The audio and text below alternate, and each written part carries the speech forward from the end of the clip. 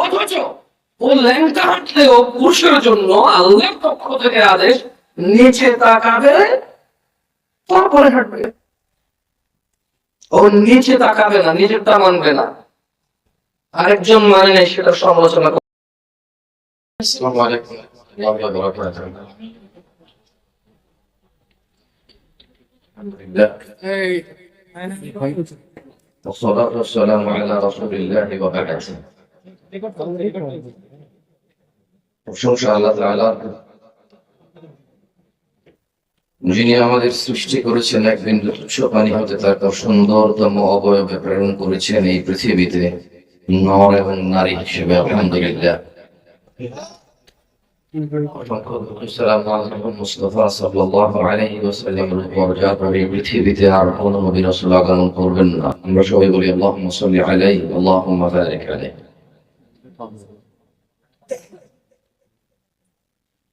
কর্তৃপক্ষ আমাকে বলেছিল যুব সমাজের অবক্ষয় নিয়ে কথা বলতে এবং এর প্রতিকার নিয়ে। আসলে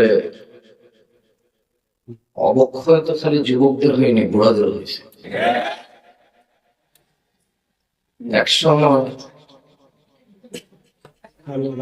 একসময় তো কমেডিয়ান ছিল না, বক্তব্য শুনতো কোরআন সুন্নাহ থেকে। কি শুরু করছেন ভাই? কি এগুলো কি কি শোনেন না আপনি? আপনার মন কোথায়? আমি তো শুনতে পাচ্ছি আমাদের নিজে ভালো। এই তোমরা সাউন্ড সিস্টেম ধরবো না, একদম বরাবর। আপনি মনোযোগী হন। নারে তাকবীর বলতেছে, সহিয়াকে আসলে চিল্লা চিল্লি করতেছে, কমেডি করতেছে, হাসতেছে। What is this? আপনি এখানে নিষেধ করছেন করতে ভাই? আপনাকে তো নিষেধ করছিলাম না করতে, বলেন কেন? সাউন্ড সিস্টেম তো ভালো ছিল, কেমন করছেন? নিষেধ করছিলেন স্যার?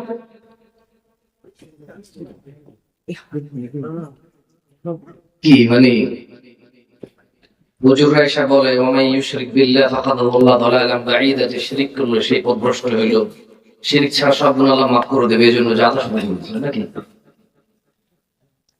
অবাক না? চেরাগের নিচে অন্ধকার। আজকে এই বক্তব্য, যেহেতু গত 2-1 বছরের বক্তব্য দেখি না কোথায় চলে, তো এইখানে উপস্থিত হয়ে বুঝলাম যে চেরাগের নিচে আলো, এটার বাস্তব প্রমাণ। তামাশা করতেছেন আপনারা, হাসতেছেন, হুই হাই।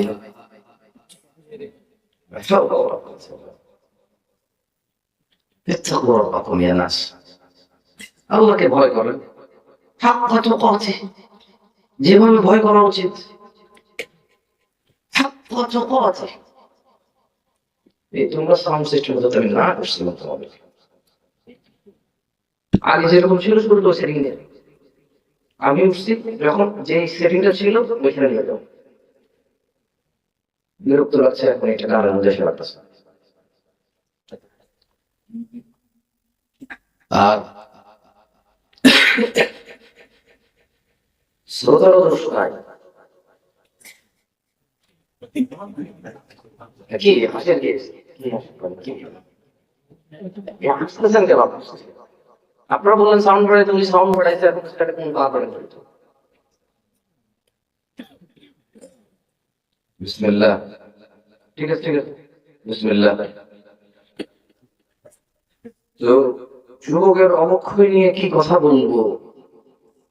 সবাই এখানে বিগড়ে আছে নিজ নিজ মনোকামনায়, নিজ নিজ পছন্দ। তারপর যুবকদেরকে নিয়ে বলি, কারণ 50 বছরের পুরুষও নিজের যুবক মনে করেই পরক্রিয়া করে, বুড়া মনে করে না। ও বলে যে বয়স বাড়লে কি হয়েছে, মন তো আমার এখনো যুবক। ভাই আপনাকে ঠিক করতে খুশি আমি, শ্রোতা আপনারা ঠিক বেঠিক বলতেছে কেন? জিজ্ঞেস তো করি যাই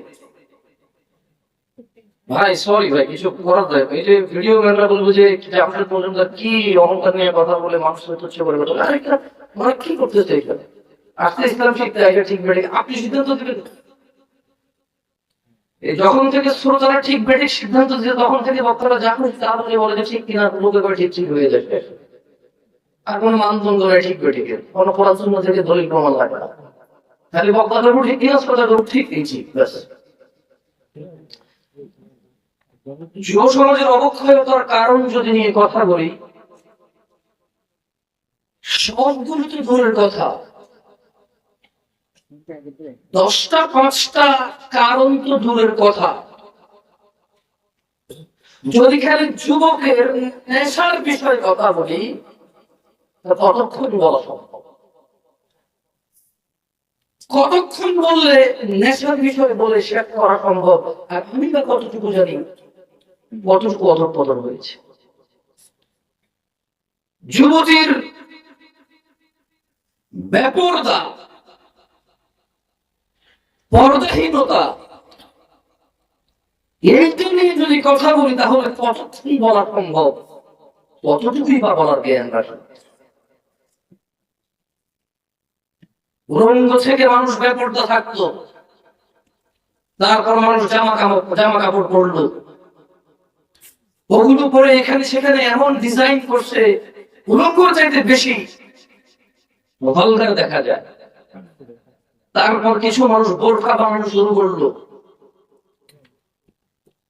স্ট্রবেরি কালার, পিঙ্ক কালার, বুকের সামনে ফুল, নাভির নিচে ফুল, কোমরের মধ্যে পিতা দিয়ে টাইট করে বান্ধা দিয়ে হাত এভাবে তুলে মেয়েরা মাদ্রাসার হাঁটে। এখন যুবতীর আমার বোনের ব্যাপারটা নিয়ে কথা বললে কতক্ষণ কথা বলবো আর কতটুকুই বা বলা সম্ভব, আমি বা কতটুকু জানি। যুবকের অবক্ষয় নিয়ে কথা বললে রাস্তাঘাটে কোন মেয়ে ছক্কা লুডু খেলে না, সবগুলো যুবকরাই থাকে। রাস্তাঘাটে যুবতীরা সিগারেট, গাঁজা, ইয়াবা সেবন করে বেড়ায় না, যুবকরাই করে। এখন সিনেমা হলের টিকিট যুবক যুবতীকে ফুসলায় ফাসলায় 2টা টিকিট কেটে নিয়ে যায় সিনেমা দেখতে। এখন সমস্ত দিন যুবক করে। রাস্তাঘাটে মারামারি, গালিগালাজ, এগুলো যুবকরাই করে, পুরুষরাই করে। আবার আল্লাহ প্রথমে নিজের চক্ষু অবনত করে লজ্জাস্থানের হেফাজত করতে, সেই যুবক কিনা ব্যাপারটা মহিলার দিকে তাকিয়ে থেকে ফেসবুকে পোস্ট করে, মাইক হাতে দিয়ে কথা বলে, জায়গা থেকে সমালোচনা করে, সমাজটা নষ্ট হয়ে গেছে, নারীদের নষ্টের মূল ব্যাপারটা চলে সব ছেলে নষ্ট করে দিচ্ছে। অথচ ও ল্যাংটা হাঁটলেও পুরুষের জন্য আল্লাহর পক্ষ থেকে আদেশ, নিচে তাকাবে তারপরে হাঁটবে। ও নিচে তাকাবে না, নিজেরটা মানবে না, আরেকজন মানে নেই সেটা সমালোচনা করে বেড়ায় যুবক। এখানকার যুবকের ভাবনা পর্দা মানে হচ্ছে মহিলা, পর্দা মানে মা, বোন, স্ত্রী, কন্যা, দাদি, নানি, ফুফি, খালা। পর্দা মানে মহিলা।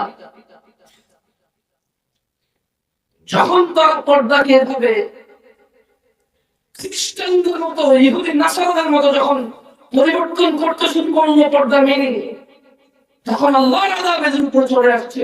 এদিন মহিলারা বলতেছে যে আর পর্দা কি পোশাক আছে নাকি, মনে হলো পর্দা, কারণ এরা পর্দার অপেক্ষা করেছে, এরা পর্দার মানে সমস্ত মহিলার বদনাম করেছে। কিন্তু নিজেকে যে আল্লাহ নিচের দিকে তাকানোর জন্য বলেছে, ওই মহিলার দিকে না তাকাইতে বলেছে, নিষেধ করেছে, সেটা মানে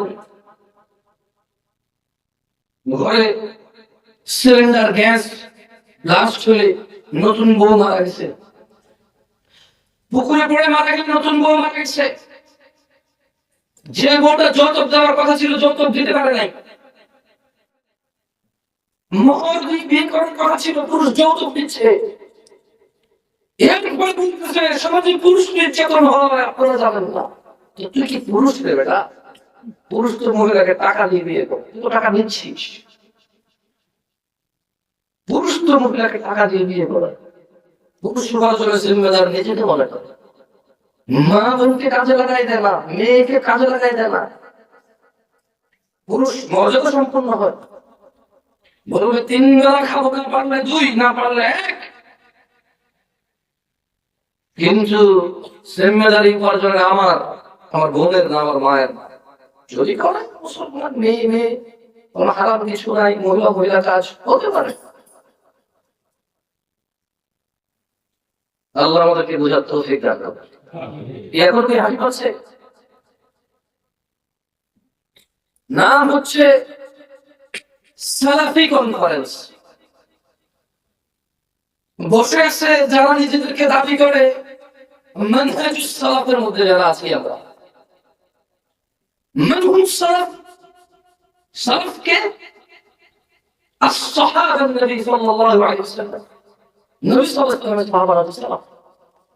আমরা বলছি আমরা অনুসরণকারী, আর বসে বসে কমেডি করে ফেলেছি। আল্লাহ আমাদেরকে বোঝার তৌফিক দান। সরি, আপনার মনে করবেন আমার কথা দুঃখজনক। এই শীতের মধ্যে এত কষ্ট করে বসে আছেন মাটি তামাশা করার জন্য, মোবাইলে কমেডি দেখে বসে আছেন। মনে রাখতে হবে যুবক ভাই আমার, বর্তমানে আমাদের যুব সমাজের অসংখ্য সংকট, অসংখ্য সমস্যায় জর্জরিত আমাদের সমাজ। এর মধ্যে নাম্বার 1 নাম্বার 2 কোনটা 1 নাম্বার কোনটা 2 নাম্বার এটা বলা কঠিন হয়ে যাবে। নেশা আর জানা, জানা 1 নাম্বার নাকি নেশা 1 নাম্বার এটা বলা কঠিন হয়ে যাবে, এমন ব্যাপক হারে হয়েছে। ছেলে জানার সম্পর্ককে প্রেম বলে, ভালোবাসা বলে। ছেলে জানার সম্পর্ক কন্টিনিউ করে কেন? বিয়ে করবে আশ্বস্ত হয়ে। সে জানাকে হালাল মনে করে নিয়েছে, কারণ সে মনে করে ওই মেয়েকে সে বিয়ে করবে, এই জন্য তার জন্য হালাল মনে করে। অথচ সে ভুলে যায়, সে মারা যেত, সে ভুলে যায় ওই একই মেয়েকে বিয়ে করলো, বিয়ের আগের সম্পর্ক হারাম হারাম বলেই থাকবে লিপিবদ্ধ।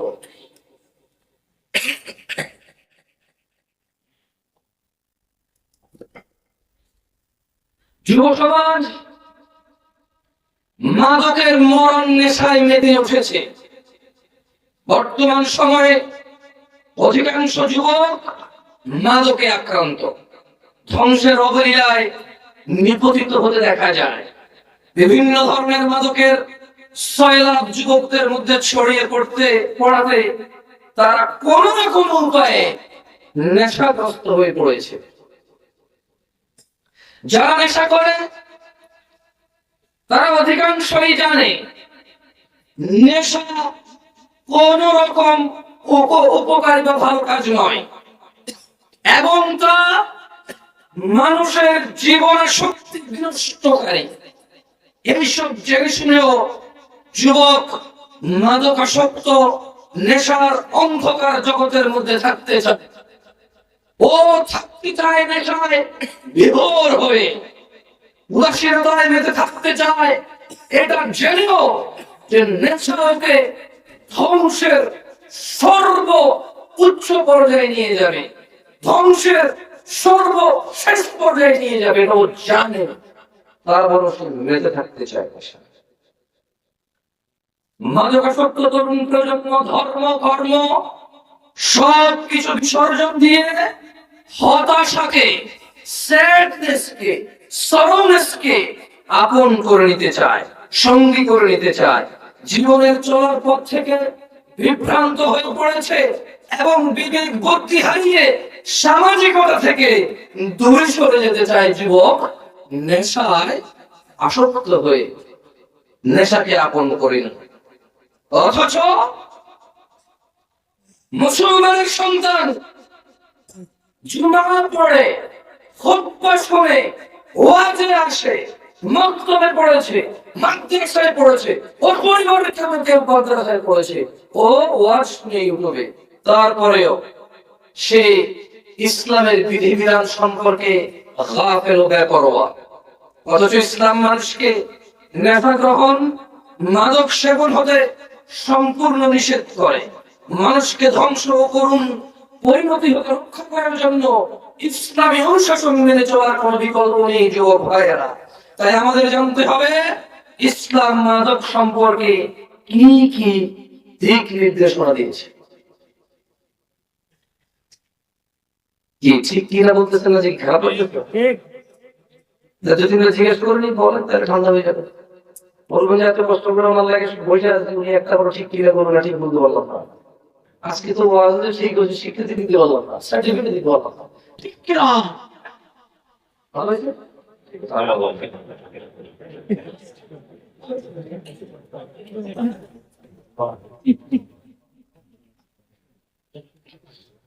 ওই জমাত ভাই, মানুষ জমায় না। ওয়াজ জমায় না, ওয়াজের জমতে দিয়ে না, জমে গেলে তো বুঝে যাবে শেষ। আমি চাই ওয়াজ না জমুক, বললাম আমি চাই শ্রোতা না জমুক, ওয়াজ না জমুক। আমি চাই আল্লাহর এই পৃথিবীতে কত নবী রাসূল প্রেরণ করেছে, যাদের উম্মত খুবই অল্প সংখ্যক, কিন্তু তারা অসফল নয়। এজ এ নবী এবং এজ এ রাসূল আলাইহিস সালাম আজমাইন, তারা অসফল নয়। আমি জামশেদ মজুমদার কখন এটা বিশ্বাস করি না, এত বড় প্যান্ডেলে এত মানুষ থাকলেই করলাম। আমি বিশ্বাস করি man to man, eye to I.